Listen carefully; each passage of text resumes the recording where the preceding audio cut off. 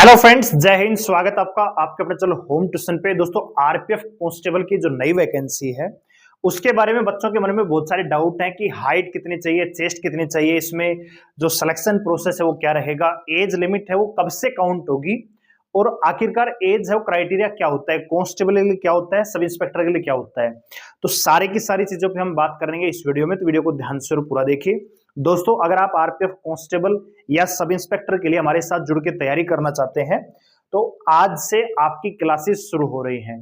Daily शाम को 8 बजे यूट्यूब पे आपको एक क्लास मिलेंगी। तो अगर आप आरपीएफ की तैयारी करना चाहते हैं तो चैनल को सब्सक्राइब करके बेल आइकन को जरूर प्रेस कर लीजिए, और किसी प्रकार के लेटेस्ट न्यूज अपडेट को पाने के लिए हमारे टेलीग्राम चैनल को ज्वाइन करें, जिसका लिंक डिस्क्रिप्शन में दिया हुआ है। तो आइए दोस्तों, बात करते हैं वैकेंसी के बारे में।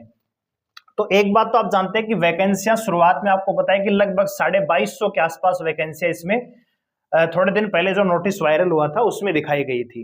लेकिन हमने आपको पिछले वीडियो में बताया कि ये खाली एक सर्कुलेट था, अभी इतनी वैकेंसियों का नोटिफिकेशन नहीं आएगा। वैकेंसियां जब आएंगी दोस्तों, जब नोटिस आपको मिलेगा तो कम से कम आप मान के चलिए कि 9500 से ज्यादा वैकेंसियां, यानी मिनिमम अगर कांस्टेबल की बात करें तो 9000 से आसपास वैकेंसी आपको दोस्तों कांस्टेबल की मिल सकती हैं, और लगभग 1200 से लेकर 1500 वैकेंसी आपको सब इंस्पेक्टर की देखने को मिल सकती हैं।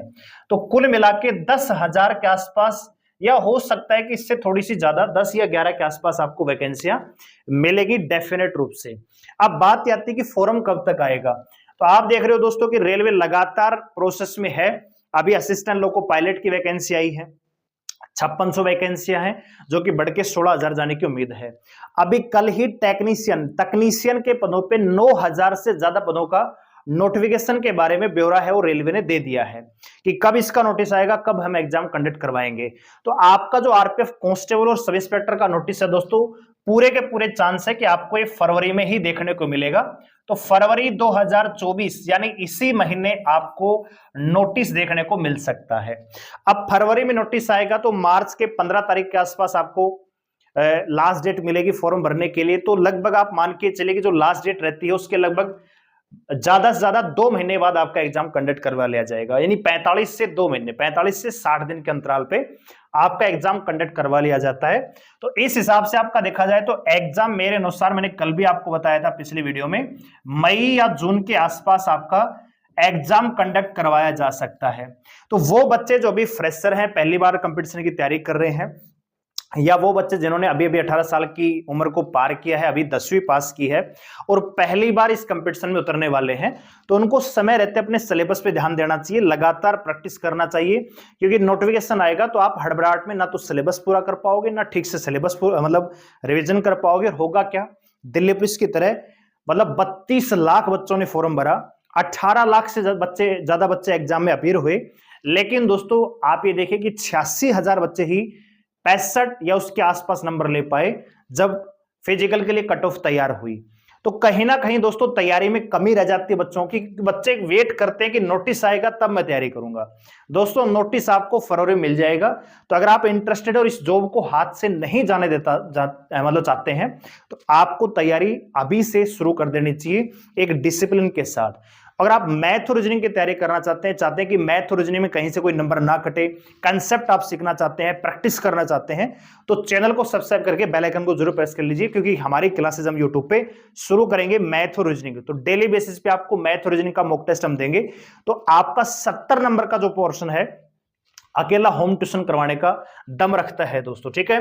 बात करें दोस्तों सिलेक्शन प्रोसेस की, तो सबसे पहले आपका सीबीटी टेस्ट होगा, यानी ऑनलाइन पेपर होगा। जो बच्चे ऑनलाइन पेपर में पास हो जाएंगे उनको फिजिकल स्टैंडर्ड और एफिशिएंसी टेस्ट के लिए बुलाया जाएगा। इसमें क्या क्या होगा, कितनी हाइट चाहिए, वो भी हम आगे बात करेंगे। इसके बाद जो बच्चे फिजिकल में पास हो जाएंगे उनका मेडिकल होगा, और मेडिकल के साथ साथ ही दोस्तों आपका डॉक्यूमेंट वेरिफिकेशन करवाया जाता है, ठीक है। अगर मैं एज लिमिट की बात करूं तो भैया कांस्टेबल के लिए अलग क्राइटेरिया है। तो अगर कांस्टेबल की बात करूं दोस्तों, तो एक जनरल कैटेगरी का बच्चा जो 18 से 25 साल का है वो इस फॉर्म को अप्लाई कर सकता है। वहीं बात करें ओबीसी के लिए तो 18 से 28 साल, और एससी एसटी की बात करें तो भैया आप 18 से 30 साल तक इस फॉर्म को भर सकते हैं। सब इंस्पेक्टर में क्या होता है कि जनरल क्राइटेरिया यहां पे 20 से 25 हो जाता है, क्योंकि ग्रेजुएशन लेवल पे भर्ती होती है। एलिजिबिलिटी की बात करें तो कांस्टेबल के लिए आपका 10वीं पास होना जरूरी है, केवल 10th पास। एसआई के लिए आपका ग्रेजुएशन पास होना जरूरी है, ठीक है। तो इसमें जो मिनिमम एज है वो 20 से 25 होगी जनरल कैटेगरी के लिए। ओबीसी के लिए दोस्तों सेम आपका 20 से यहाँ पे कितना हो जाएगा, 28 हो जाएगा। और एससी एसटी के लिए दोस्तों 20 से आपका 30 साल हो जाएगा। लेकिन आप एक चीज और जानते हैं कि अभी एएलपी में और टेक्नीशियन में भी 3 साल की छूट मिल जाएगी, सभी ग्रुपों में 3 साल की छूट मिलेगी। तो जनरल कैटेगरी का बच्चा अगर यहाँ पे अगर मैं बात करूं 3 साल की रिलैक्सेशन मिलती है तो 18 से 28 साल वाला बच्चा, और एसआई में दोस्तों 20 से 28 साल का बच्चा इस फॉर्म को भर पाएगा जनरल कैटेगरी में। बाकी 3-3 साल की छूट जो अन्य कैटेगरी को मिलेगी, 3 साल की ओबीसी को, 5 साल की एससी एसटी को, मतलब ओबीसी वाला बच्चा है वो 31 साल तक इस फॉर्म को भर पाएगा, ठीक है। बात करें दोस्तों कि एज कब से काउंट होगी, तो एज जो है आपकी दोस्तों मेरे हिसाब से 1 जनवरी 2024 से होनी चाहिए। लेकिन रेलवे में होता क्या है दोस्तों, जनरली जो एज है वो एसएससी की तरह ही काउंट होती है। अगर वैकेंसियां जून से पहले आ रही हैं तो जून के मतलब जनवरी के आसपास हो जाती हैं, जून के बाद आती है तो 1 जुलाई से काउंट कर लेते हैं। लेकिन हाल फिलहाल में जो नोटिस आ रहे हैं उनमें या तो स्टार्टिंग डेट यानी जिस दिन से फॉर्म स्टार्ट हो रहा है उस दिन, या फॉर्म की लास्ट डेट को एज काउंट मानी जा रही है। तो अभी ये पूरी तरह से कंफर्म नहीं है कि 1 जनवरी 2024 होगी या 1 फरवरी होगी या 1 मार्च होगी या 1 जुलाई होगी। तो ये नोटिस का वेट आपको करना पड़ेगा। लेकिन अगर आपकी उम्र इतनी है, इस रेंज में है, तो आप इसके लिए तैयार हैं, बिल्कुल किसी प्रकार की कोई दिक्कत नहीं है। अच्छा, रिटन एग्जाम की मैं बात करूं, एग्जाम पैटर्न क्या होगा, तो इसमें आपसे 3 सब्जेक्ट पूछे जाते हैं दोस्तों, जीके, जीएस और करंट अफेयर इसी में आता है। तो 50 क्वेश्चन 50 नंबर का ये पेपर होगा, ठीक है। इसके बाद दोस्तों इसी में आपका मैथ आता है, रीजनिंग आपका आता है, तो ये 35 क्वेश्चन इसके आते हैं। कुल मिला के दोस्तों आपको 120 क्वेश्चन मिलेंगे, 120 नंबर का ही पेपर होगा, 120 मिनट का आपको टाइम मिलेगा, 2 घंटे का, और 0.25 यहाँ पे नेगेटिव मार्किंग होती है दोस्तों, ठीक है। तो जो बच्चे रिटन एग्जाम में क्वालिफाई करेंगे उनको फिजिकल के लिए बुलाया जाएगा। तो फिजिकल में क्या क्या होगा, हाइट, चेस्ट, वेट की बात कर लेते हैं। अगर आप जनरल कैटेगरी मेल है तो 165 सेंटीमीटर आपकी हाइट चाहिए। जी हाँ दोस्तों, वो बच्चे जो हाइट की वजह से पुलिस की जॉब में शामिल नहीं हो पाते हैं उनके लिए बहुत बड़ी अपॉर्चुनिटी है। और वो बच्चे जो दिल्ली पुलिस में रह गए हैं लेकिन दिल्ली पुलिस की ही जैसी जॉब की तलाश में है, तो आपके लिए आरपीएफ से बड़ी ऑप्शन नहीं हो सकता, ठीक है। 165 सेंटीमीटर हाइट चाहिए मेल के लिए, फीमेल के लिए 157 सेंटीमीटर, 80 से 85 सेंटीमीटर आपकी चेस्ट चाहिए।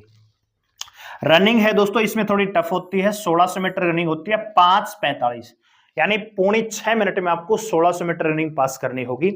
अगर आप एसआई के लिए अप्लाई कर रहे हैं तो इसमें आपका टाइम है वो थोड़ा सा बढ़ जाता है, 6.5 मिनट हो जाता है। फीमेल के लिए दोस्तों इसमें 800 मीटर रनिंग होती है, 3:45 यानी 4.25 मिनट में। लॉन्ग जंप है वो दिल्ली पुलिस की तरह ही same 14 foot, high jump 4 foot, female के लिए 9 फुट और 3 फुट, ठीक है। तो ये आपको पास करना होगा रिटन एग्जाम के बाद, और जो बच्चे इसमें पास होंगे उनको मेरिट के लिए बुलाया जाएगा, मेडिकल के लिए, और आप फाइनली सेलेक्ट हो सकते हैं। तो वो बच्चे जो आरपीएफ कांस्टेबल में इंटरेस्टेड हैं तो उनके लिए बहुत बढ़िया मौका है, बहुत जल्दी आपको वैकेंसी देखने को मिलेगी। वो बच्चे जिनकी हाइट कम है वो इस मौके को बुना सकते हैं अच्छी तैयारी करके।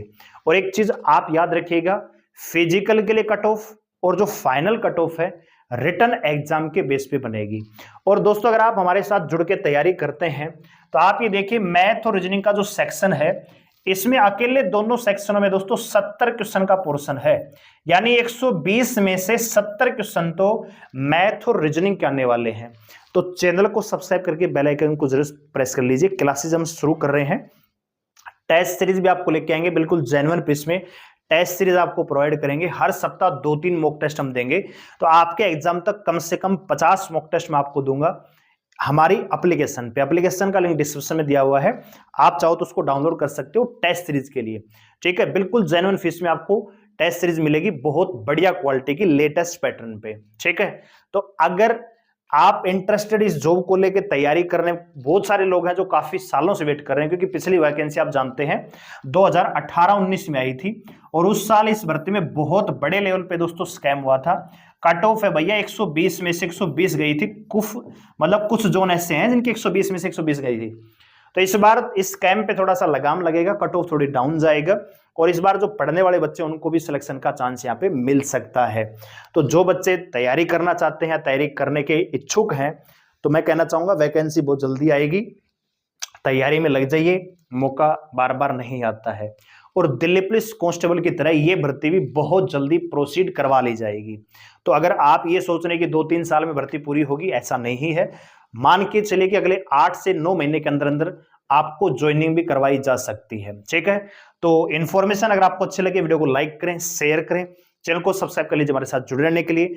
और अगर आप तैयारी करना चाहते हैं मैथ रीजनिंग की, यूट्यूब पे प्रैक्टिस सेट करवाऊंगा डेली बेस पे, मंडे टू सैटरडे। तो चैनल को सब्सक्राइब करके बेल आइकन को जरूर प्रेस कर लीजिए। धन्यवाद, जय हिंद।